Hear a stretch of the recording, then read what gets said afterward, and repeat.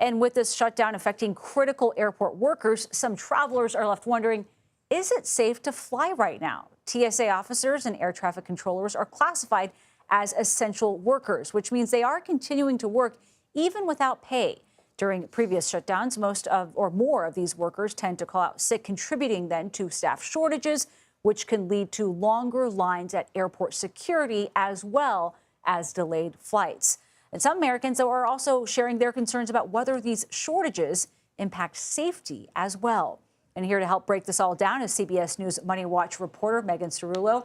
Megan, always a treat to be able to talk to you about these kinds of issues. You've been talking to a lot of experts about this. What do they have to say about the current state of air travel? I know people are always nervous just to begin with. Government officials, aviation safety experts, pilots all say that it remains safe to travel. These folks who are deemed essential are continuing to go to work without pay. Today marked the first day they missed a paycheck. So that adds some stress. But just because the government shut down does not mean that FAA standards are on hiatus, is what one expert said to me. I mean, we're already starting to see some delays, though, play out at airports across the country. What kind of precautions are in place, perhaps, to reduce some of these risks that might be heightened because of a shutdown? Safety is a priority, and Transportation Secretary Sean Duffy did say that if they are experiencing staffing shortages, that might mean that they slow down traffic, which is why travelers might experience some delays at airports. Secretary Duffy said that while usually about 5% of delays are attributed to air traffic controller shortages, last week that figure rose to 53%. Additionally, pilots who are not federal workers, they work for airlines. They're in communication with air traffic controllers all the time. They are sort of that last line of defense, and they will not take off if it's not safe to take off.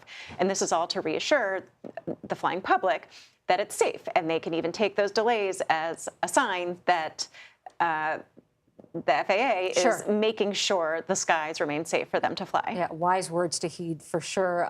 You know, even outside of this, it's not an easy time to be an air traffic controller. And I can only imagine how difficult it is now that they are working without pay. What have you heard about what they're saying and perhaps morale for some of these workers? It's a stressful job that requires them to be on all the time. They're charged with monitoring 45,000 flights a day, 3 million passengers. The lowest paid among them only make $45,000 a year. And if they are not getting paid immediately and they have a mortgage and they have to cover the cost of groceries, and they have to pick up a side gig. Maybe they're thinking about going and driving an Uber after they get off work. After such a stressful day already. That adds to the stress that they're already experiencing in their roles as air traffic controllers. Megan Cerullo, thank you very much for joining us. We appreciate it. Thanks, Nancy.